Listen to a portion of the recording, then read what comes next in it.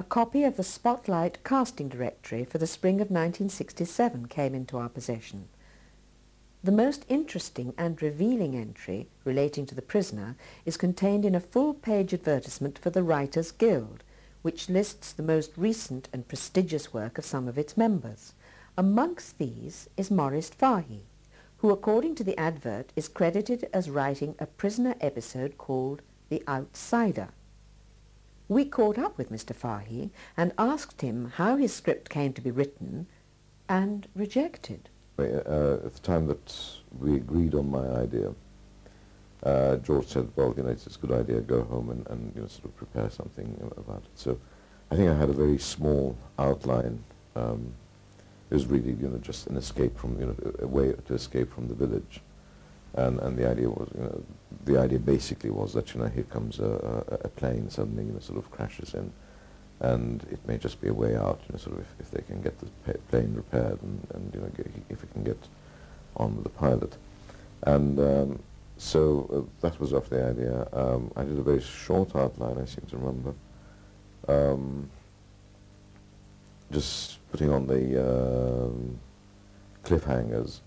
And then I was called by George on the Monday, I remember, and saying, he said, that's great, let's talk about it. And he told me about the,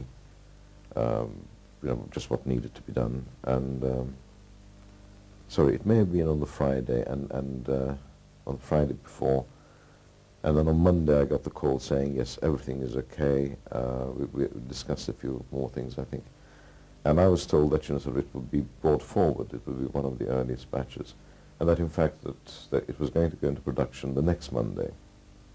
So, so I had actually that week to write the script in, and I remember George saying, well, you can do it, sort of an act a day, and then, sort of on the Friday we go through it.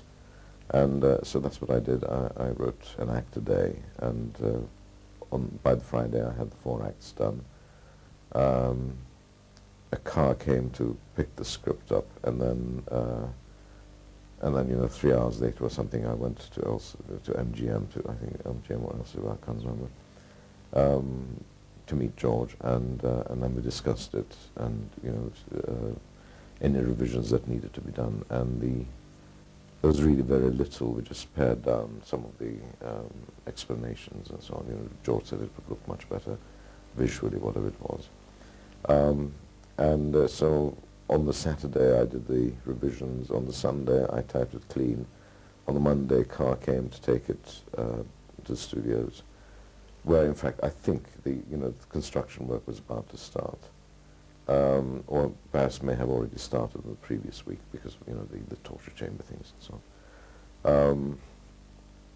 And then there was, and then I was supposed to be going to a reading or see this, the chap was going to play number 2 or something like that. There was going to be some meeting for me to be there during that week, and the week after they were starting shooting, and